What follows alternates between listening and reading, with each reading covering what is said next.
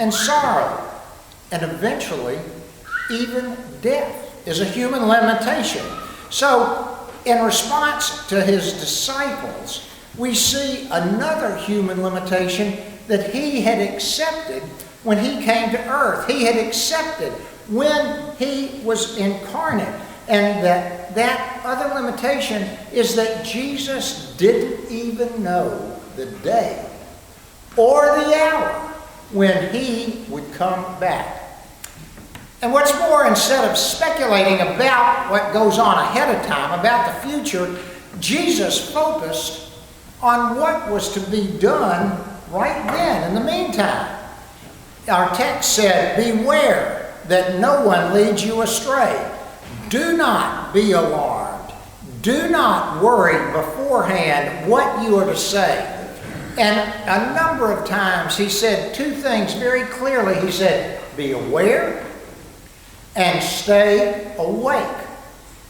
He sums it up when he says, "What I say to you, I say to all, keep awake." Now, toward the end of chapter 13, Jesus told a brief story, a parable, about a master who went away on a journey and left his servants in charge of the household.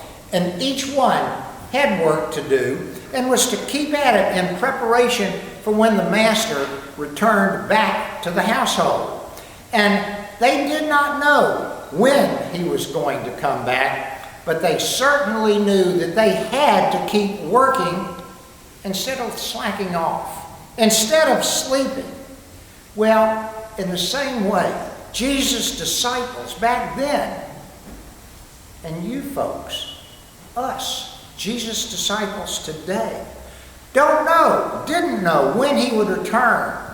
But they knew, and we need to know. They needed to keep working.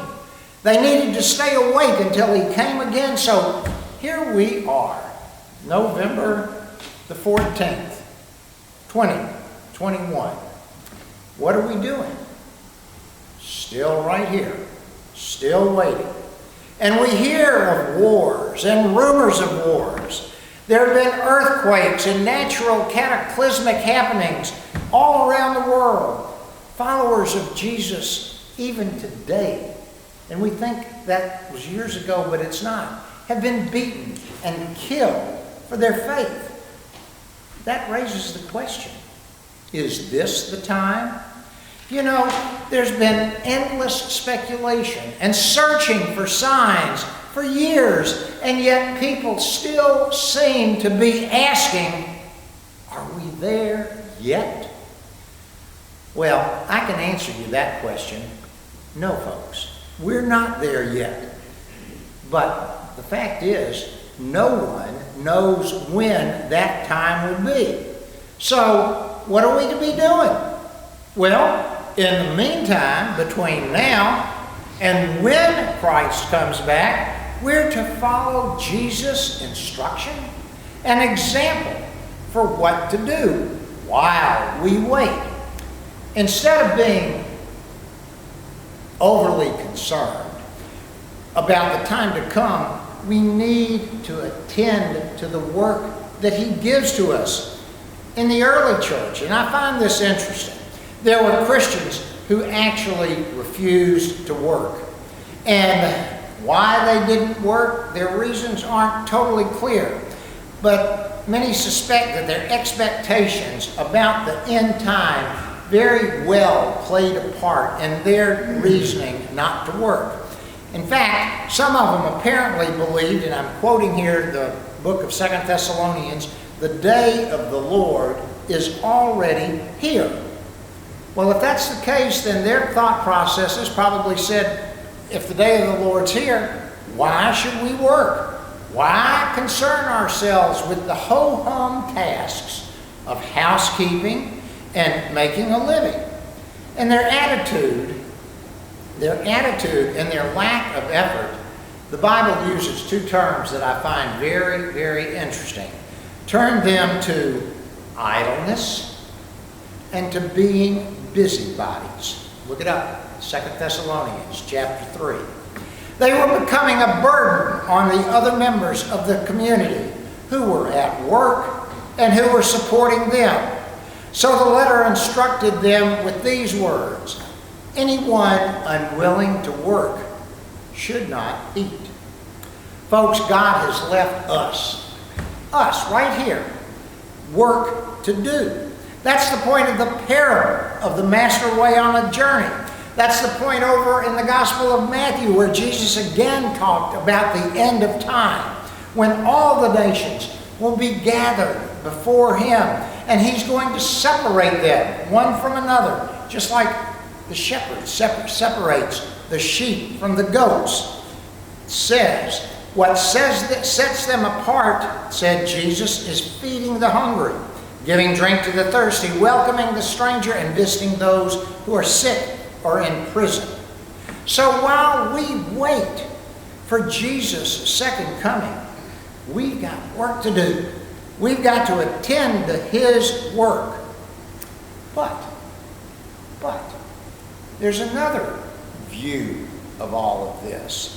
And there may be those that doubt that Jesus is ever coming back. He didn't come, as some expected, before the New Testament writings were complete. And he hasn't come at all the many other times throughout history that his arrival has been predicted. And he hadn't gotten back today. So some may wonder, will he ever come? Or will the world just keep on spinning and spinning and spinning as it has since the beginning of time? Why stay alert when nothing seems to be happening? Go back to the night of his arrest that we remember at the table. And Jesus prayed before it there in the Garden of Gethsemane and asked Peter and James and John to keep him company. He said, I am deeply grieved even to death. Remain here and keep awake. But in spite of his urging, 3 times he returned to them and he found them doing what? Sleeping. And maybe it was the lateness of the hour because it was early into the morning, or it may have been just the total fatigue of all that had gone on that day. But whatever the reason, they could not stay awake. Well, that brings us to where we are in 2021. There are so many things that might lull us into complacency or distract our attention. The urgency that we have for caring for our families, the information overload that technology has provided to us, all the material things that the world offers and are thrown at us through the media every day, all of these things can cause us to be distracted or to be lured into complacency. So, for whatever reason it was, just like Jesus' disciples had trouble staying awake, we may have trouble staying awake, not physically, but in a spiritual sense. And we must remember that where we are today, this present world we live in, is not all there is. Jesus is coming back. And we must live in expectation of that day that he returns. So if we look at eternity with this mindset, we can work at things that matter. And we can let go of the rest. And maybe we can stop trying to please other people. Maybe we can realize that our setbacks and our failures that we experience during life, they're only temporary. And we need to be alert, to pray and to recognize the opportunities that God puts before us to be working as we wait for him to return. In a letter to the early church, the book of James says this: Be patient, therefore, beloved, until the coming of the Lord. The farmer waits for the precious crop from the earth, being patient with it until it receives the early and the late rains. You also must be patient. Strengthen your hearts, for the coming of the Lord is near. Well, in New Testament times, they thought the coming of the Lord was near. We don't know when it's going to be, but we need to be patient.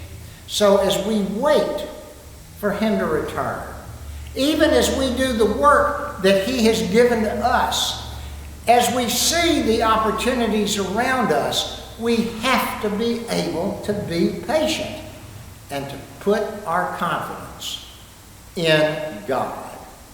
In our text, Jesus was not able to answer his disciples' questions fully about when or what signs. But even in the face of those unanswered questions, remember how Jesus' demeanor was?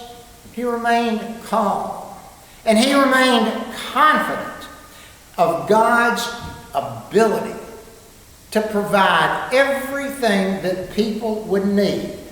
So, I leave you with this thought this morning. We are not there yet. And we don't have any clue in reality as to when it's going to be. But we have this. We know beyond any shadow of a doubt that God goes before us, and he will provide for us, and he will sustain us to the very end. That's the assurance that God gives us, no matter what life throws at us, no matter how bad our back hurts, no matter how cold it is when we open the front door in the morning, no matter how gray and rainy life becomes for us, we've got one promise that can sustain and will sustain us all the way till he comes back.